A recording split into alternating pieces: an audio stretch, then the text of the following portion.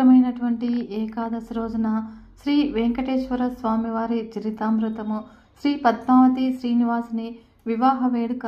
ఎవరు శ్రీనివాసుని వివాహ చరితాన్ని మహత్యంతో కలిపి చెప్తారో, ఎవరు వింటారో, ఎవరు పారాయణ చేస్తారో వారికి అన్ని కోరికలు కూడా నెరవేరుతాయి. మాత్రం చేతనే సుఖం కలుగుతుంది. పద్మావతి శ్రీనివాసుల కళ్యాణ వేడుకను భక్తి శ్రద్ధలతో వినండి. దేవతలందరూ కూడా మాకు వార్షికం ఇస్తేనే వస్తాము అని అంటారు. అంటే పారితోషికము దేవతలకు డబ్బు వార్షికం కాదు, పుణ్యము, జ్ఞానము మొదలైనవే వార్షికము. ప్రతి ఏటా వీటిని బ్రహ్మదేవుడు దేవతలకు ప్రసాదిస్తాడని చెప్తారు. అయితే కలికాలంలో మానవులతో ఏదైనా కార్యం చేయాలి అంటే వారికి ఎంతో కొంత ముట్టజెప్పాల్సి ఉంటుంది.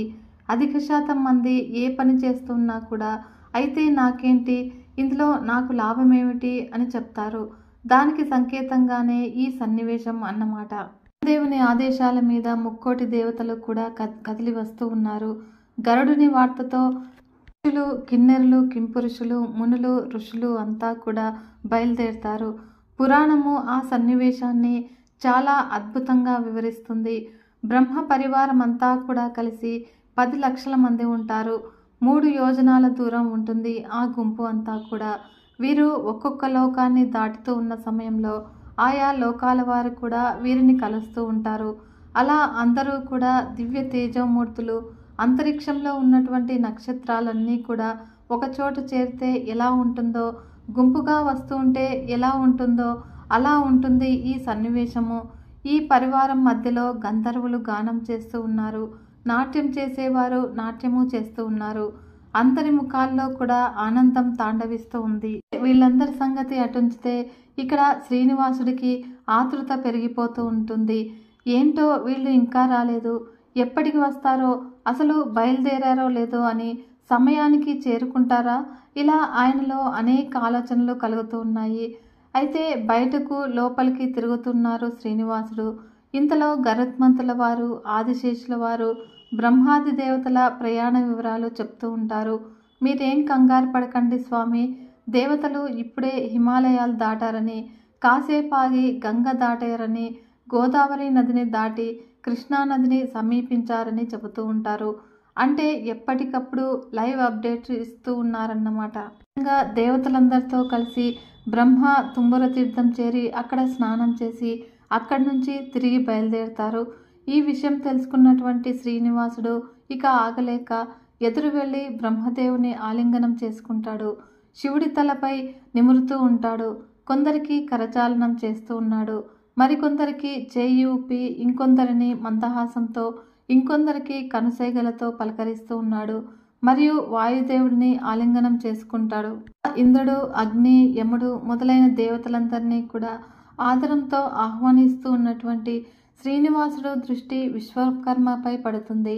ఇంతమంది నా దగ్గరకు వచ్చినా కూడా నువ్వు మాత్రం గర్వంతో దూరంగా ఉన్నావు అని పలికి ఇతనిని విశ్వకర్మ పదవి నుంచి తొలగించి నా యందు భక్తి ప్రపత్తులు కలిగిన వానిని నియమించు అని చంద్రునితో పలుకుతాడు.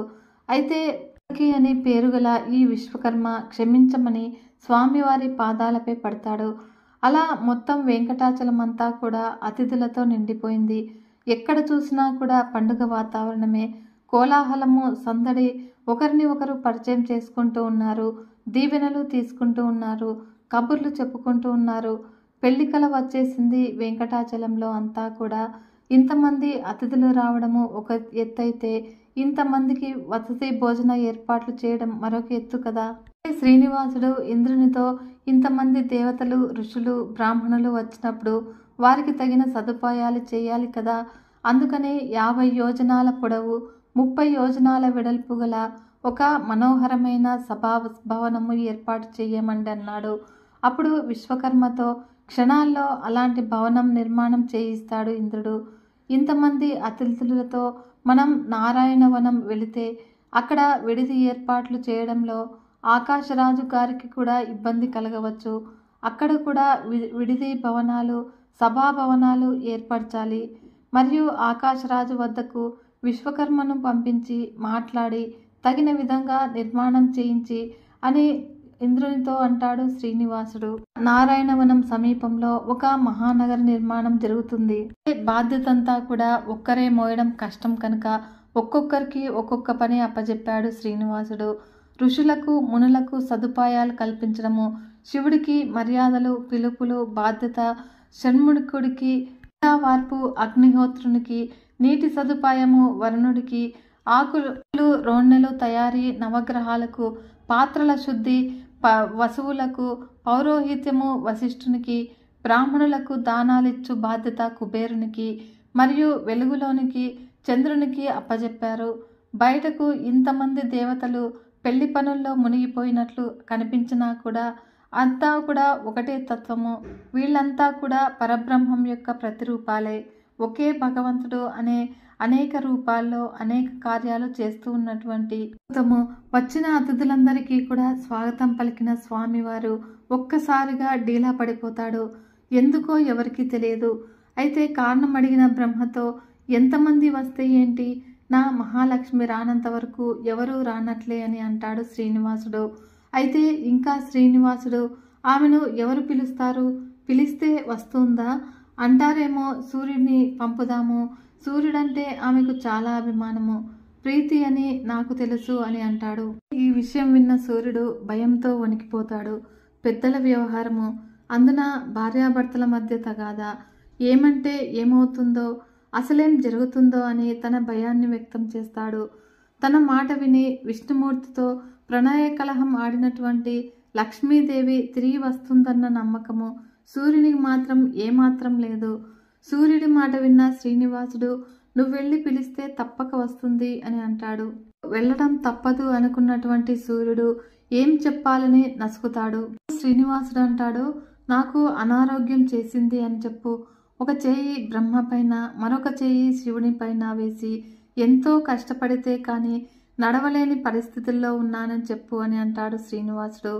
అలా స్వామివారి దోషరహితుడు, సర్వమంగళాకారుడు, నిరామయుడు, ఎటువంటి వికారానికి కూడా లోను కానివాడు, అందరి రోగాలను కూడా నయం చేసేవాడు, ధన్వంతరి కూడా ఆయనే కదా. అటువంటి స్వామివారికి జబ్బు చేయడం అసాధ్యము.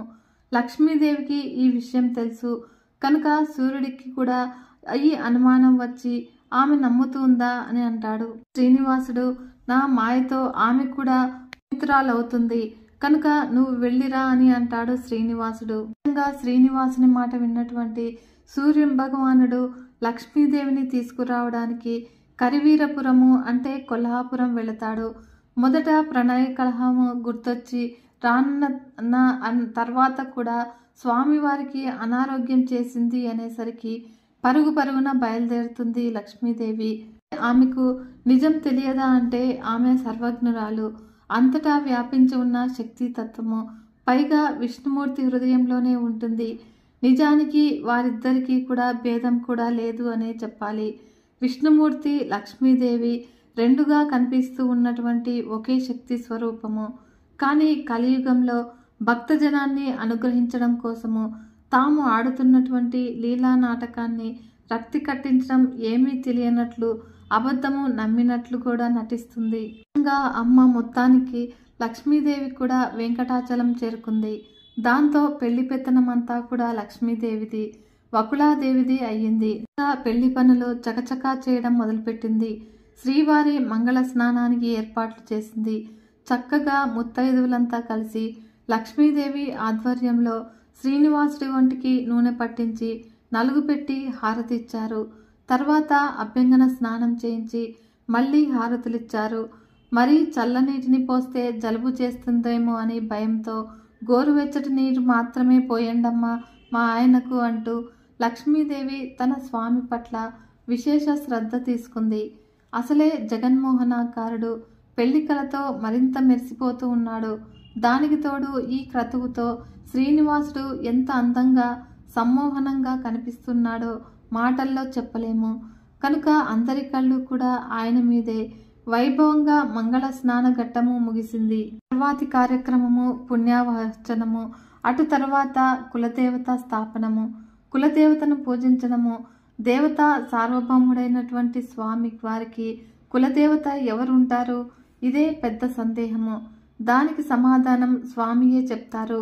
వృక్షమే మా కులదైవం అని చెప్పినటువంటి స్వామివారు కుమారధారలో ఉన్న శమీ వృక్షానికి కులదేవత పూజ చేస్తారు.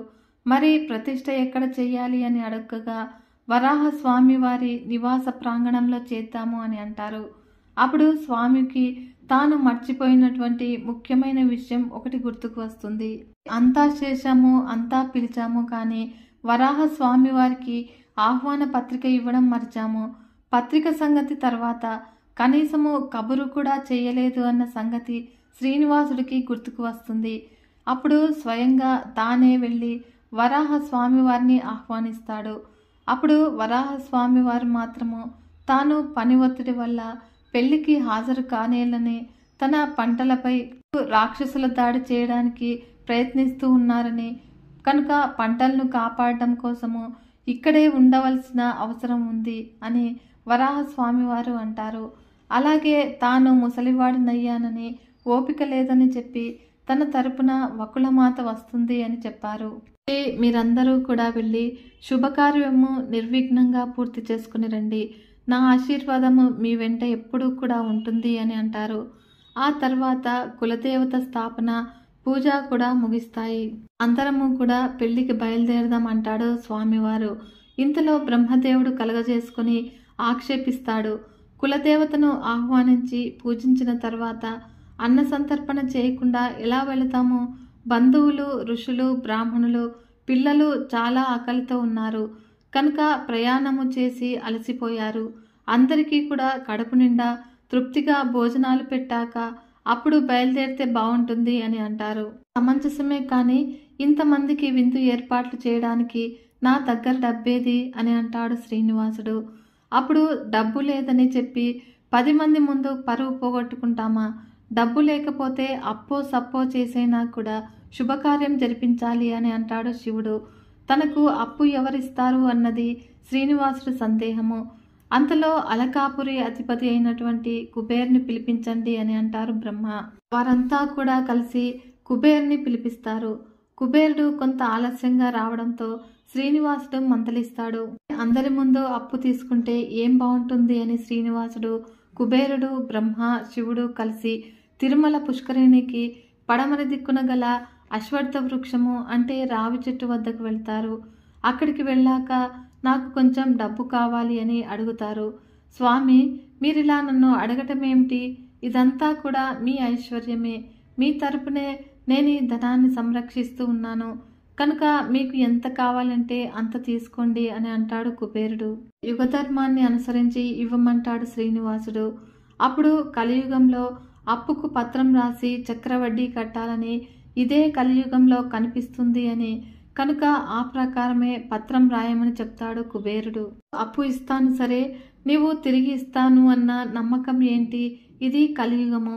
కలియుగ ప్రజలు మాట మీద నిల్చునే రకం కాదు కనుక నీవు నా దగ్గర అప్పు తీసుకునేటట్లుగా సాకులు కావాలి అని అంటాడు కుబేరుడు వాసునితో.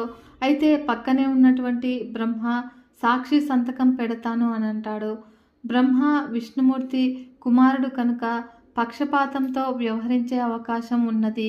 అప్పు చెల్లించకుండా మాట మార్చే సమయంలో శ్రీనివాసుడికి సహాయం చేయవచ్చును అని అనుమానపడి ఈయన ఒక్కడితోనే కుదరదు అని అంటాడు కుబేరుడు. పరమేశ్వరుడు కూడా సంతకం పెడతాను అంటాడు. నీవు ఎప్పుడు కైలాస పర్వతం మీద ధ్యానంలో కూర్చుంటావు, నీకు కోపం ఎక్కువ అని అంటారు. కోపంతో 3వ కన్ను తెరిచి అంతా బూడిద చేస్తావు. అమ్మో, నీ దగ్గరకు రావాలి అంటేనే నాకు భయము కనుక మరొక సాక్షి కావాలి అంటాడు కుబేరుడు. తమ పక్కనే ఉన్నటువంటి ఆ రావి చెట్టు పేరు చెప్తారు. అయితే సరే, నేను రావి చెట్టు అంటుంది, నేను ఈ సాక్షి సంతకం పెడతాను అని అంటుంది ఆ రావి చెట్టు. అలా 3 వచ్చారు కనుక అప్పు ఇవ్వడము రాసుకుందాము అని అంటారు. అప్పు పత్రం ఈ విధంగా రాస్తారు. అప్పు తీసుకున్నవాడు శ్రీనివాసుడు, అప్పు ఇచ్చినవాడు కుబేరుడు. అతని వివాహం కొరకు కలియుగంలో వైశాఖ మాస శుక్లపక్ష సప్తమి రోజున 14 లక్షల రామముద్ర గల సువర్ణ నాణెములు వడ్డీ ఇచ్చు షరతుతో ఇవ్వబడినవి. వడ్డీతో కలిపి మా చెల్లించుటకు శ్రీనివాసునిచే అంగీకరించబడినది కనుక వివాహమైన సంవత్సరం నుంచి 1000 సంవత్సరముల తర్వాత ఈ మొత్తం ఇవ్వబడును. ఇది కుబేరునికి శ్రీనివాసుడు రాసిచ్చినటువంటి అప్పు పత్రము.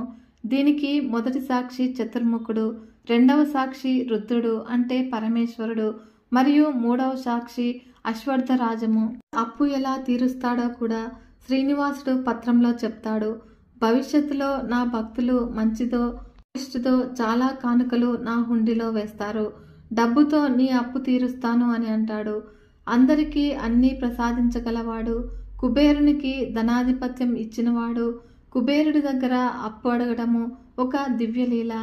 డబ్బు దగ్గరే ఉంచి ఖర్చు చెయ్యి అని కుబేరునితో శ్రీనివాసుడు పలుకుతాడు. ఇదంతా కూడా మనకు ఒక సందేశం ఇవ్వడానికి స్వామివారు ఆడినటువంటి దివ్యలీల. ఇంటికి వచ్చినటువంటి అతిథులకు సంతృప్తిగా భోజనం పెట్టాలి. పెద్ద పూజలు, వ్రతాలు, నోములు చేసినప్పుడు, కులదేవత ఆరాధన చేసినప్పుడు వచ్చినటువంటి అతిథులకు తప్పక భోజనం పెట్టి పంపించాలి.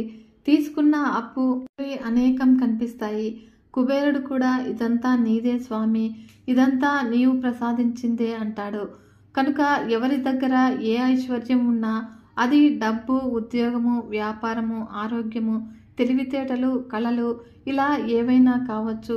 ఇవన్నీ కూడా ఆయన అనుగ్రహించినవే, అన్నీ ఆయన ఇచ్చినవే. కనుక అహంకారం లేకుండా ధనాన్ని మంచి పనులకు వాడటం వలన దానికి సార్థకత లభిస్తుంది. ఇదే కుబేరుడి మాటల్లోని అంతరార్థము. అప్పు అయితే తీసుకున్నాం కానీ ఇంకా చెల్లించాల్సిన పెళ్లి పనులు అనేకం ఉన్నాయి. ఇవన్నీ ఎవరు చేస్తారు అన్నది శ్రీనివాసుడికి వచ్చిన ఇంకో సందేహము. ఇంతలో శివుడు కలగజేసుకొని, ఓ తాతయ్య, ఆపవయ్య నీ లీల. ఇక్కడ ఉన్నవారంతా కూడా నీ సేవకులే కదా, నీవు ఆజ్ఞ చేయి, అందరూ కూడా నీవు చెప్పినట్లుగానే చేస్తారు అని అంటాడు. అప్పుడు విష్ణుమూర్తి నుంచి బ్రహ్మ ఉద్భవిస్తే ఆయన నుంచి రుద్రులు పుట్టడం వల్ల రుద్రుడికి విష్ణువు తాతయ్య అవుతాడు. మరొక రకంగా చూస్తే శివకేశవులు భావమరుదులు. కానీ నిజానికి శివుడు అనాది, ఎప్పుడూ ఉండేవాడు, ఎప్పటికీ ఉండేవాడు. శివకేశవులు ఇద్దరు కూడా ఒకటే తత్వము. కానీ సృష్టి నడవడం కోసము వేర్వేరు పాత్రలు పోషిస్తూ వేర్వేరు రూపాల్లో లీల చూపిస్తూ ఉన్నారు అంతే. అందరు దేవతలకు కూడా వారి వారి శక్తిని బట్టి యోగ్యతను అనుసరించి పనిని అప్పగించడము. వంట పని అంతా కూడా అగ్నిదేవుడికి, మర్యాదలు, పిలుపులు కాల షణ్ముఖుడికి అంటే కుమారస్వామి వారికి, వచ్చిన వారికి సౌకర్యాలు ఏర్పాటు చేయడము విశ్వకర్మకు, వీటన్నిటికీ డబ్బు సర్దడం కుబేరుని బాధ్యత. గాలులు వీస్తూ వచ్చిన వారికి ఆహ్లాదం కలిగించడము వాయుదేవుని పని. ఎవరి పనులు వారి చేస్తూ ఉంటారు. ఇంతలో అగ్నిదేవుడు వంట చేయడానికి పాత్రలు లేవు అంటాడు.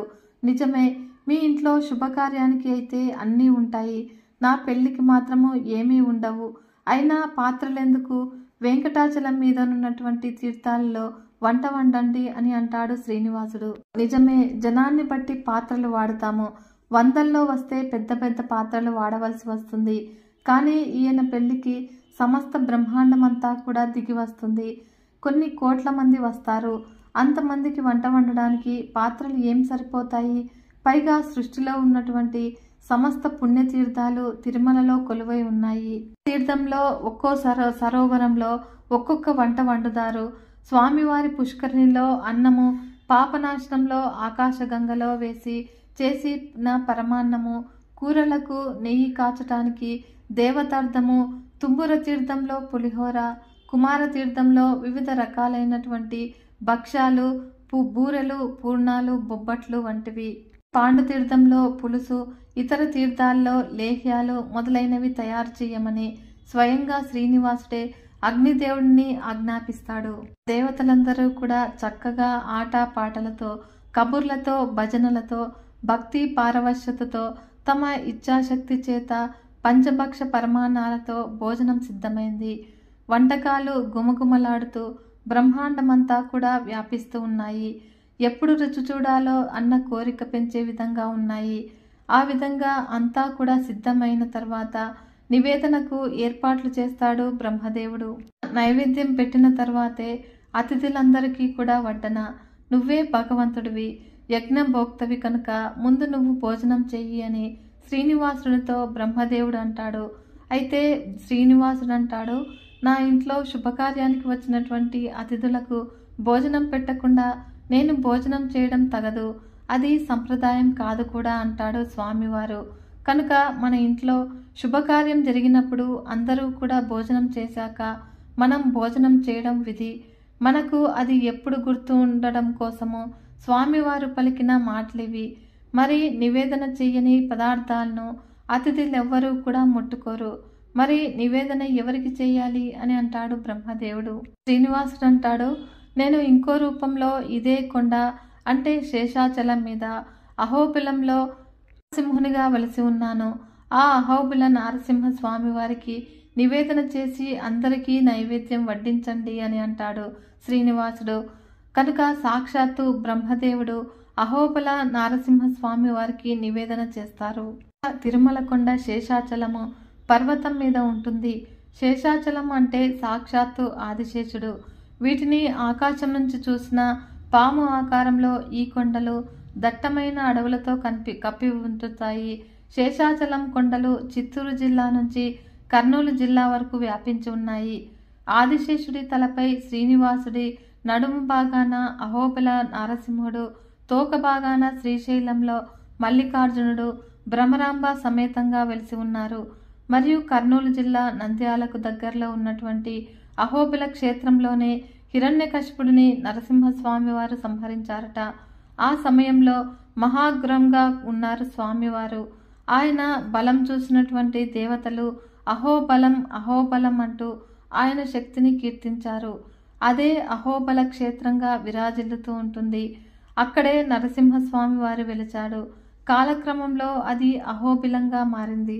నరసింహస్వామి వారికి నివేదన చేశాక వైశ్వదేవం చేశారని భవిష్యోత్తర పురాణం చెప్తుంది. ఇది అగ్నిదేవుడి ఆరాధన. అగ్నిహోత్రం పెట్టి చేసేదే వైశ్వదేవము. శాక అందరూ కూడా భోజనాలకు సిద్ధమయ్యారు. చక్కగా శివుడు అతిథులందరినీ కూడా కూర్చోబెట్టే బాధ్యత శివుడు తీసుకున్నాడు. పాండుతీర్థము తీర్థం నుంచి శ్రీశైలం వరకు కూడా విస్తరణను పరిచి వారి వారి పెద్దతనాన్ని అనుసరించి ఆశీస్సులను అందరికీ కూడా ఒకేసారి వడ్డించారు. వడ్డించడంలో కూడా శాస్త్రము కొన్ని నియమాలను విధించింది.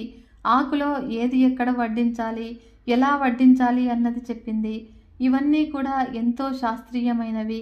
వాటి ముందుకు ఈనాటి పాశ్చాత్య ఆహార నియమాలు భుజించే విధానము ఎంత మూర్ఖమైనవో అర్థమవుతుంది.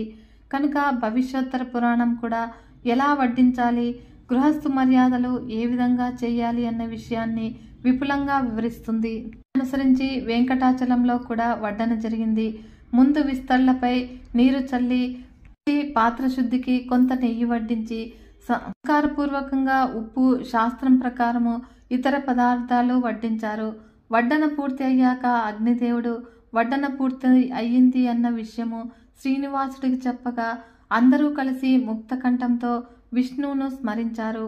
అంతటా కూడా వ్యాపించినటువంటి ఒకే తత్వము చిన్న దేహములు కలిగినటువంటి అనేక జీవుల యందును కూడా 3 లోకాలు కూడా వ్యాపించి సమస్త విశ్వాన్నే భుజించగల సామర్థ్యం కలిగి చిన్న చిన్న జీవుల దేహమందు చేస్తూ వారు తిన్న ఆహారంను స్వీకరిస్తూ ఉన్నది అని ప్రార్థించి భోజన ప్రారంభకాలే భగవన్నామ స్మరణ గోవింద అని శ్రీనివాసుడనగా గోవింద అని అందరూ కూడా పలికి ఆహారం తీసుకోవడం ప్రారంభించాడు.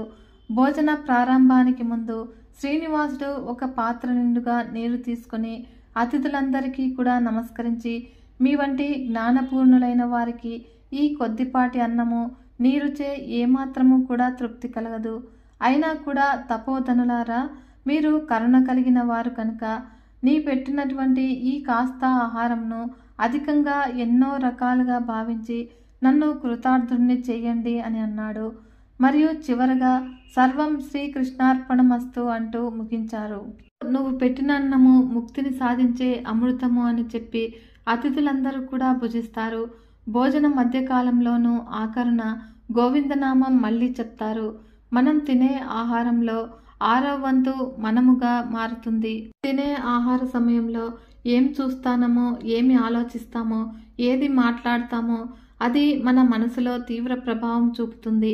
అదే భోజన సమయంలో భగవన్నామం చెప్తే మన మనసులో భగవన్నామం నుంచి ఆలోచనలకు ప్రేరకమవుతుంది. కనుక అందరి భోజనాలు ముగిశాక అందరికీ దక్షిణ తాంబూలాలు ఇచ్చాడని పురాణము.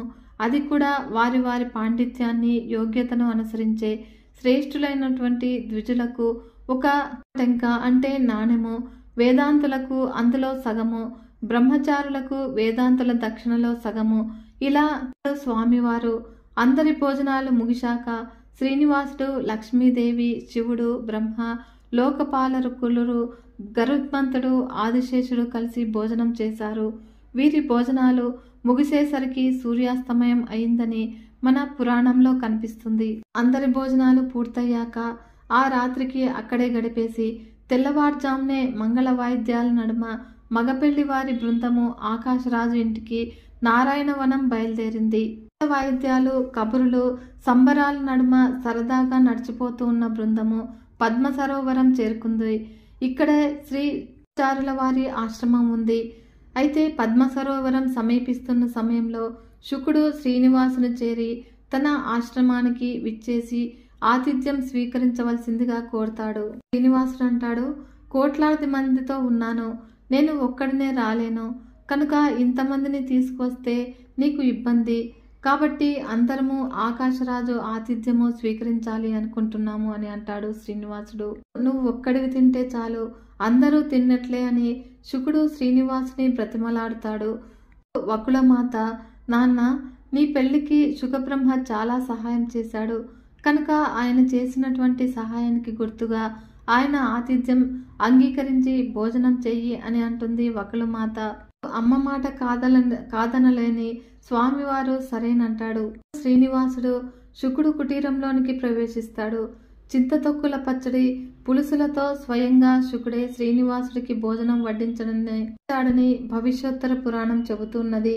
ఇంతవరకు బాగానే ఉంది. భక్తుని కోరిక మందించినటువంటి భగవంతుడు భక్తుడి ఇంట భోజనం చేయడము, కానీ లోకులు అలా ఆలోచించరు కదా. బయట ఉన్నవారు శుకమహర్షి గురించి నానా రకాలుగా అనుకోవడం మొదలుపెట్టారు. ఇంతమంది ఉండగా ఒక్క శ్రీనివాసుడికే భోజనం పెట్టడం ఏంటి, ఇదేం వింత. శుకుడికి బాగా గర్వం పెరిగిపోయింది. మదంతో ఈ చర్యకు పూనుకున్నాడు అని అందరూ కూడా ఉన్నప్పుడు ఒక్కడినే పిలిచి భోజనం పెట్టడము భావ్యమా, అందరినీ అవమానిస్తూ ఉన్నాడు, ఇలా రకరకాలుగా మాటలు మొదలుపెట్టారు. శుకుడికి కీడు చేయాలని కూడా తలచారు. లోపల భోజనం చేస్తూ ఉన్నటువంటి స్వామివారికి ఈ విషయం తెలిసింది. భక్తుడి రక్షణ భగవంతుని బాధ్యత కదా. అందుకే భోజనము చివరిలో సంతృప్తిగా శ్రీనివాసుడు త్రేన్పాడు. అంతే, బయట ఉన్నటువంటి అందరికీ కూడా ఆకలి ఒక్క మాటను తీరిపోయింది. కడుపు నిండిపోతుంది. అందరికీ శుకుడి భోజనం తిన్న భావన కలుగుతుంది. సర్వజీవుల యందు కూడా ఆకలి రూపంలో ఉంటూ ఆహారము జీర్ణం చేసే పరమాత్మ అందరి ఆకలిని కూడా తీర్చడము వింత ఏమీ కాదు. ఇది జరిగింది వైశాఖ శుక్ల పక్ష అష్టమి రోజున. ఆ రాత్రికి అక్కడే గడపాలని నిశ్చయించుకున్నారు అందరూ కూడా. మర్నాడు నవమి రోజున శ్రీనివాసుడితో సహా అందరూ కూడా నారాయణాపురం చేరుకుంటారు. శ్రీనివాసుని స్వాగతించడానికి ఎదురు వచ్చినటువంటి ఆకాశరాజుతో స్వామివారు అతిథులందరూ కూడా ఆకలితో ఉన్నారు, భోజనాలకు ఏర్పాట్లు చేయండి అని ప్రత్యేకంగా చెప్పినట్లు పురాణంలో కనిపిస్తుంది. దశమి నాటి ఉదయమే శ్రీనివాసుడు మంగళ స్నానం చేశాడు. పురోహితుడైనటువంటి వశిష్ఠునితో లోకరీతిని తెలుపుతూ, ఈనాటి రాత్రియే వివాహ ముహూర్తం కనుక మనం 5గురము, నేను, లక్ష్మీదేవి, వకుళాదేవి, బ్రహ్మ, మీరు అంటే వశిష్ఠుడు భోజనం చేయకూడదు. అలాగే ఆకాశరాజు, ధరణీదేవి, తొండమానుడు, పద్మావతీదేవి అంటే పెండ్లి కూతురు, వారి పురోహితుడు భోజనాన్ని చేయకూడదు అని చెప్పి కుబేరునితో బ్రాహ్మణ భోజనానికి ఆకాశరాజును తగిన ఏర్పాట్లు చేయమని చెప్పు. ముహూర్తము రాత్రి 13 నాడులకు, ఆ తర్వాత బ్రాహ్మణులు భోజనం చేయడము నిషేధం అని చెప్పాడు. శ్రీనివాసుని విడిది ఇంటి నుంచి వివాహ వేదికకు ఆకాశరాజు ఎంతో ఘనమైన ఏర్పాట్లు మధ్య తీసుకువెళ్లాడని పురాణం చెబుతోంది. విశ్వకర్మ నిర్మించినటువంటి సభలో మునిశ్రేష్ఠులతో శాస్త్ర చర్చ చేస్తూ ఉన్నటువంటి శ్రీనివాసుని రాజగృహానికి తీసుకువెళ్లడం కోసము ఇంద్రుడి ఐరావతం తీసుకువస్తాడు. ఆకాశరాజు, ధరణీదేవి కూడా ఆకాశరాజు వెంట వస్తారు. పర్వతంపై శ్రీనివాసుని కూర్చోబెట్టి లక్ష్మీదేవి, బ్రహ్మ, రుద్రుడు, కుబేరుడు, యముడు, ఇంద్రుడు ఇలా అందరి సమేతంగా తీసుకువెళతాడు ఆకాశరాజు. శ్రీనివాసుడు రాజగృహానికి చేరుకోగానే తొండమానుడి భార్య కుంకుమ కలిపినటువంటి ఎర్రని నీటితో కుంభహారతి ఇచ్చి లోపలికి ఆహ్వానించిందట. శ్రీనివాసుడి పాదాలు కడగటానికి స్వామివారి పుష్కరిణి జలాలు తెప్పించాడు ఆకాశరాజు. అలా బ్రహ్మ కడిగిన పాదాలకు ఆకాశరాజు, ధరణీదేవి కడిగే అదృష్టం పొందారు. ఏ స్వామి పాదాల దర్శనం కనిపిస్తే చాలు అని, ధన్యమని ఎందరో తపస్సులు చేస్తూ ఉన్నారో, ఎవరి పాదధూళి సోకితే పరమ దరిద్రుడు కూడా అత్యంత ధనవంతుడవుతాడో, ఏ పాదాలను నిత్యము కూడా లక్ష్మీదేవి, బ్రహ్మ, ఇతర దేవతలు కొలుస్తూ ఉంటారో అటువంటి స్వామివారి పాదోదకము, కాళ్ళు కడిగిన నీటిని రాజ్యమంతా కూడా ప్రోక్షణ చేయించాడు. ముహూర్తం సమీపించగా కోటి సువర్ణ నాణాలను కానుకగా ఇచ్చాడు ఆకాశరాజు. నాకు ఈ డబ్బు ఎందుకు, నవరత్న ఖచ్చితమైన ఆభరణాలు ఇవ్వండి అని అంటాడు శ్రీనివాసుడు. ఆకాశరాజు శ్రీనివాసుడికి ఇచ్చినటువంటి ఆభరణాల గురించి భవిష్యోత్తర పురాణం ప్రస్తావించింది. 100 తులాల బంగారు కిరీటము, అంతే బరువు గల నడుము పట్టి, భుజకీర్తులు, నూపురములు, 2 నాగభుజ భూషణములు, భుజాల వరకు కూడా వేలాడే ముత్యాలతో చేయబడినటువంటి కర్ణభూషణములు, 2 తులాల బరువు కలిగినటువంటి నవరత్న ఖచ్చిత కంకణాలు, నాగభూషణాలు 2, 11 తులాల బరువు కలిగినటువంటి వజ్రాలు పొదిగిన బంగారు కటిసూత్రము, పాదుకలు, 64 తులాల బంగారు భోజన పాత్ర, చెంబు, పంచపాత్రలు, 4 పట్టు వస్త్రాలు, ఇలా శ్రీనివాసుడికి శరీరమంతా కూడా ఆభరణాలు సమర్పించాడు ఆకాశరాజు. వధూవరుల ప్రవరులు తెప్పించి బృహస్పతి, వశిష్ఠులు కన్యాదానం చేయించారు. అత్రిగోత్రమున జన్మించినటువంటి సువీరుని మునిమనవరాలు, సుధర్ముని మునిమనవరాలు, ఆకాశరాజు కుమార్తె అయినటువంటి పద్మావతి దేవిని యయాతి మునిమనవడు, శూరసేనుని మనవడు, వసుదేవుని కుమారుడు, వశిష్ఠ గోత్రంలో పుట్టిన వెంకటేశ్వరునికిచ్చి వివాహం చేయదలిచారని చెప్తూ కన్యాదానాన్ని పూర్తి చేశారు. కంకణధారణ చేయించడం దగ్గర నుంచి కూడా మొత్తం వివాహ వేడుకను అద్భుతంగా వర్ణిస్తుంది మన పురాణము. మంగళసూత్ర ధారణ చేసిన తర్వాత నవరత్నాలను అక్షింతలుగా వేసి ఆశీర్వదించారు మునీశ్వరులు. అటు తర్వాత వచ్చినటువంటి అతిథులందరికీ కూడా దక్షిణ తాంబూలాలు ఇచ్చాడు ఆకాశరాజు. 1,00,00,000 సహస్ర గోవులను బ్రాహ్మణులకు దానంగా ఇచ్చాడు ఆకాశరాజు. ఇలా అంతా ముగిశాక కొత్త దంపతులతో కలిసి అందరూ కూడా భూరి భోజనాలు చేశారు. ఇంకా మొత్తం 5 రోజుల పెళ్లి జరిగిందని పురాణం చెబుతుంది. 5వ రోజు అప్పగింతలు జరిగాయట. అప్పగింతల్లో నాభికి పాలు అద్దే ఆకాశరాజు, ధరణీదేవి, పద్మావతీదేవిని శ్రీనివాసునికి అప్పగించారు. పద్మావతీదేవి శ్రీనివాసునితో అత్తారింటికి వెళ్లిపోతుంది అన్న బాధతో బోరున ఏడ్చారు ఆకాశరాజు దంపతులు. పద్మావతీదేవి సోదరుడు వసుధ, ఆమె పిదంతండ్రి తొండమానుడు అప్పటి వరకు కూడా కోలాహలంతో నిండిన పెళ్లి మండపము ఒక్కసారిగా దుఃఖంలో మునిగిపోయింది. ఇదంతా కూడా చూస్తూ ఉన్నటువంటి మునులు కూడా దారుణంగా ఏడ్చారట. తన విడితికి వచ్చినటువంటి పద్మావతి దేవిని తీసుకువెళ్లి శ్రీనివాసుడు గృహప్రవేశం చేశాడు. అటు తర్వాత గరుత్మంతునిపై కూర్చోబెట్టుకుని తన నివాసానికి తీసుకువెళతాడు శ్రీనివాసుడు. అమ్మవారిని పంపుతూ ఆకాశరాజు పద్మావతీదేవికి 300 పుట్ల పెసలు, ఎంతో బరువున్న బెల్లము, అధికంగా చింతపండు, కడవల పాలు, 100 కుండల పెరుగు, 1500 చర్మపాత్రల నిండా కూడా నెయ్యి, ఆవాలు, మెంతులు, ఇంగువ, ఉప్పు, పాత్రల నిండా నూనె, 200 కుండల నిండా కూడా పంచదార, దోస పండ్లు, మామిడి పండ్లు, అరటిగెలలు, గుమ్మడికాయలు, కందమూలాలు, మిరియాలు, ఉసిరికాయలు, 200 కుండల నిండుగా తేనె, లెక్కలేనన్ని అరటికాయలు ఇచ్చారని, వాటిని 10,000 గుర్రాలు, 1000 ఏనుగులు, 5,000 ఆవులు, 100 మేకలు, 200 మంది దాసీజనము, 300 దాసీజనము, ఇలా రకరకాల వస్త్రాలు, రత్నాలు పొదిగి తయారు చేసినటువంటి మంచము, పరుపులు, దిండ్లను సారెగా ఇచ్చాడు.